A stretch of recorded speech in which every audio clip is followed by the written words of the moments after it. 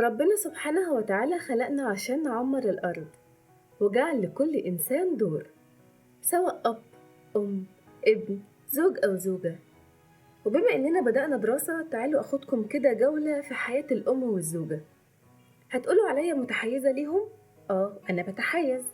شيء بديهي، يعني هتحيز لمين؟ هحس بمين غير الستات والأمهات اللي أنا واحدة منهم؟ فأكيد هعرف أحكي عنهم. الأم يا سادة ما هي إلا كائن بسيط هادي، صوته مش عالي خالص ونفسه ينام. والله زي ما بقولكم كده، الأم هي بنت جميلة خرجت من بيت أهلها عروسة جميلة بفستانها الأبيض وأحلامها الوردية، ووعود بإنها تكون أسعد زوجة في الدنيا، وفسح وخروجات وسهرات ودلع، وتقريبا أسعد كده البقاء لله. ولقت نفسها في قلب المعركة، بتبدأ من يوم ما تعرف إنها هتكون أم.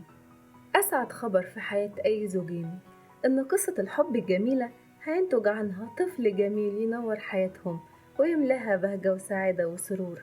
بس ده فخ على فكرة، هو فخ جميل ما ننكرش، لكن بتعيش 9 شهور من تعب ومعاناة وأريافة وتقلبات نفسية وهرمونية وليلة كبيرة قوي. بس كله بيهون وبيتنسي في اللحظة اللي بتشوف فيها طفل بريء وبتلمسه وبتبصله، لحظة بالدنيا وما فيها. وتعب 9 شهور بيهون لما بيقرب منها ويهدى معاها، لأنه مش بيحس بالهدوء والحنان إلا مع مامته. لحظات جميلة بتعيشها الأم مع أولادها، ربنا يرزق كل مشتاق. بس تعالوا كده نتكلم شوية عن معاناة الأم اللي بقت مركزة في دورها كأم، ونسيت حاجات كتير وأهمهم نفسها وأحلامها. الحياة والظروف والمسؤوليات لبخوها ونسوها نفسها، وضحت بحاجات كتير عشان توفر حياة هادية ومستقرة لأولادها، وأهمهم ثباتها الانفعالي تجاه أي مصيبة يعملوها.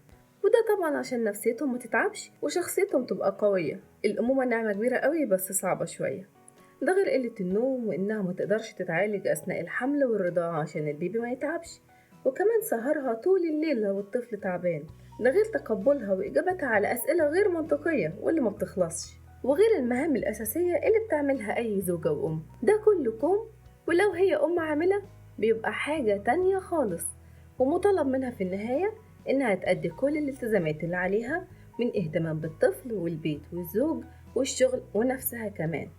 هتقولولي ما هو زمان الأمهات كانت بتعمل كل ده ومعاها بدل العيل 10.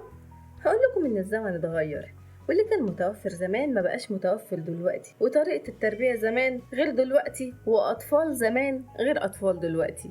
زمان كانت القيم واضحة والاحترام بين الناس موجود، ومحدش يقدر يتخطى حدوده. هل زمان كان في شاب يقدر يقول لأهله لأ، أو دي حياتي وأنا حر فيها، أو يخالف حتى أوامرهم؟ أكيد لأ.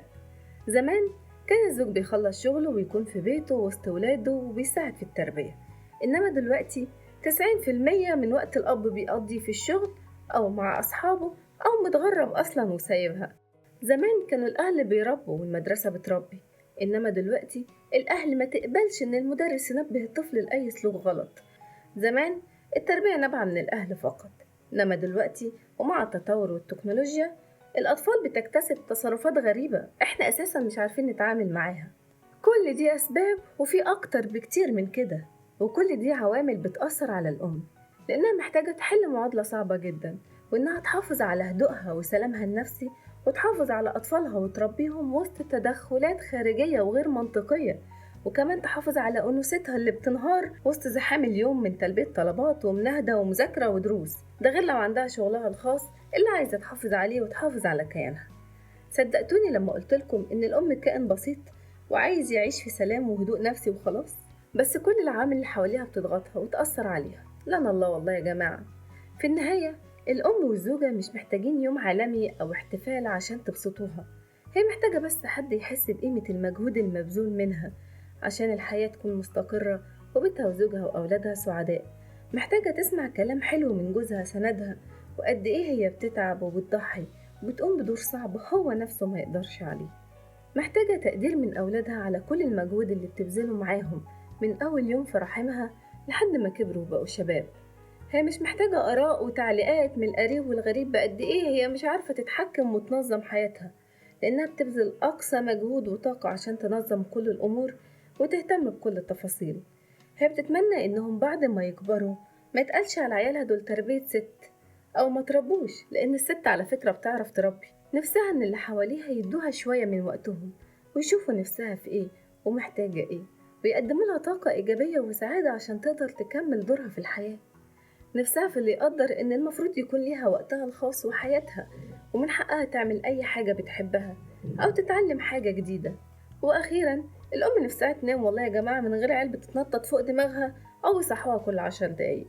الأم بتقدم كتير لأن ربنا أهلها لكده، وهيجازيها على تضحيتها، بس مفيش مانع من شوية تقدير، أكيد نفسيتها هتكون أحسن. في مقولة بتقول: زوجة سعيدة يعني حياة سعيدة. مش بنقلل من دور الراجل، بالعكس دوره كبير وصعب، بس الست بطبعها محتاجة حنان وكلام حلو تسمعه. فما فيش مانع انك تعتبرها طفلة من ضمن أطفالك، وتقولها شوية كلام حلو كده في آخر اليوم يقوي من روحها المعنوية ويديها طاقة انها تكمل اليوم اللي بعده لو سمحت. أنا كده خلصت حلقة النهاردة، حلقة خفيفة كده ولطيفة بتلخص معاناة الأم، وهي مش معاناة على قد ما هي مسؤولية، بس احنا محتاجين اللي يقدرها مننا، محتاجين اللي يحس ان احنا فعلا بنتعب، مش حد يجي في آخر اليوم يقول لها انت كنت بتعملي ايه في آخر اليوم. قدروا قيمة الست اللي في حياتكم، لأن من غيرها كلكم هتحتاسوا. نتقابل إن شاء الله في حلقة جديدة من بودكاست لحظات. كنت معاكم أمنية عبد العزيز، ومع السلامة.